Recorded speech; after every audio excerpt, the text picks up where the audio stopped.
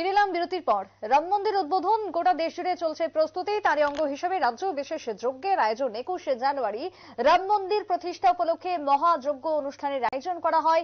রাম মন্দির উদ্বোধনের প্রাক্কালে 8 নম্বর টাউন বরদোয়ালি মন্ডলের উদ্যোগে দুর্গাবাড়িতে মহাযজ্ঞ অনুষ্ঠানের আয়োজন। উপস্থিত ছিলেন আজ কার্যত সাংবাদিক বৈঠকের মেয়র দীপক মজুমদার। আগামীকালকে এই যজ্ঞের আয়োজন করা হয়েছে। টাউন বরদোয়ালি মন্ডলের উদ্যোগে সাংবাদিক বৈঠকের আয়োজন। বৈঠকে উপস্থিত ছিলেন মেয়র দীপক মজুমদার। আগরতলা রাম মন্দির প্রতিষ্ঠা উপলক্ষে আজকে বিশেষ টাউন বরদোয়ালি মন্ডলের উদ্যোগে দুর্গাবাড়িতে মহাযজ্ঞের আয়োজন করা হয়েছে আগামীকালকে মহাযজ্ঞের আয়োজন এবং সকলকে সেখানে আমন্ত্রণ জানানো হয়েছে মেয়রের পক্ষ থেকে। রাম মন্দির উদ্বোধনে দেশ জুড়ে যেরকম বিশেষ আয়োজন চলছে তারই অঙ্গ হিসেবে রাজ্যও বিশেষ প্রস্তুতি। মেয়রের কি বক্তব্য আজকের সাংবাদিক বৈঠকে শুনুন। জয় শ্রীরাম। আগামীকাল 22শে জানুয়ারি সারা পৃথিবীর কাছে একটা গুরুত্বপূর্ণ দিন। দীর্ঘ 500 বছরের যে প্রত্যাশা ইচ্ছা মানুষের ছিল সেটা পূর্ণ হতে যাচ্ছে। রামলালা অযোধ্যায়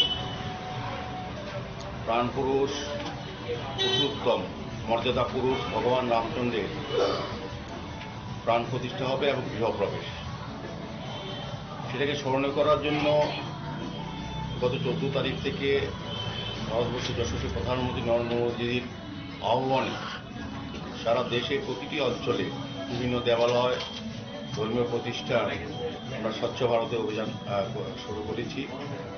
আজকে অবধি এটা চলছে এবং আগামীকালকে যেহেতু রাম মন্দির প্রতিষ্ঠার ক্ষেত্রে ভারতের সারা পৃথিবীর কোটি কোটি কর সেবক এবং জনগণ অংশগ্রহণ করেছে বিভিন্ন পর্যায়ে, কিন্তু কালকে যেহেতু আনুষ্ঠানিক প্রোগ্রাম আমাদের মোদীজির হাত ধরে এরা আনুষ্ঠানিকভাবে মানুষের মতো উদ্বোধন করা হবে, এখানে সবাই সমস্ত ভারতবর্ষী বা পৃথিবীর যারাই ধর্মপ্রাণ ব্যক্তি তাদের যাওয়া সম্ভব হবে না। সেই কারণে আমরা সারা দেশে বিভিন্ন মন্দিরে পূজা অর্চনার মাধ্যমে রামকে স্পর্শ করার জন্য আমরা প্রার্থনা করছি। আগামীকালকে 8 টাউন বরদোয়ালি মন্ডলের উদ্যোগে স্থানীয় দুর্গাবাড়িতে এক যজ্ঞ অনুষ্ঠান অনুষ্ঠিত হবে। ত্রিপুরার যে মাননীয় মুখ্যমন্ত্রী সকলের প্রিয় প্রফেসর ডক্টর মানিক শাহ নিজে সরাসরি অফিস থেকে যজ্ঞ অনুষ্ঠান করবেন। এই রাম মন্দিরের এই আনুষ্ঠানিক উদ্বোধনী অনুষ্ঠান আমরা প্রত্যক্ষ করব। মোদীজির ভাষণের মাধ্যমে মঙ্গলের অনুষ্ঠান আমরা দেখব।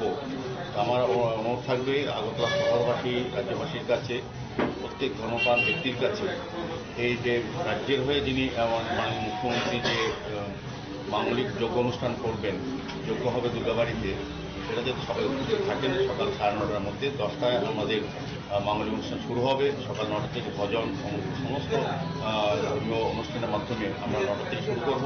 আমরা চাইব প্রত্যেকটি জনগণ যাতে এই ধর্মীয় অনুষ্ঠানে যোগদান করেন। 8 টাউন বরদোয়ালি মন্ডলে করা হচ্ছে এবং এটাই একটা উদ্দেশ্য যে আমরা এই পূজা আরতি অর্চনার মাধ্যমে ভগবান শ্রী রামচন্দ্রকে আমাদের গৃহ প্রবেশ করাবো। দুর্গাবাড়ি যেমন আসবেন তেমন আমাদের ঘরে প্রবেশ করাবো, যেমন রামলালাতে অযোধ্যা তিনি প্রবেশ করবেন, গৃহ প্রবেশ হবে এবং প্রতিষ্ঠা হবে। তো আমাদের প্রত্যাশা যে দুর্গাবাড়ির এই যোগ্য অনুষ্ঠানে প্রত্যেকে অংশগ্রহণ করবেন এবং সবাই সরাসরি রাম দর্শনে রামের কৃপায় বা রামের আশীর্বাদে তারা সুযোগ পাবেন এবং সবাই প্রার্থনা করবেন।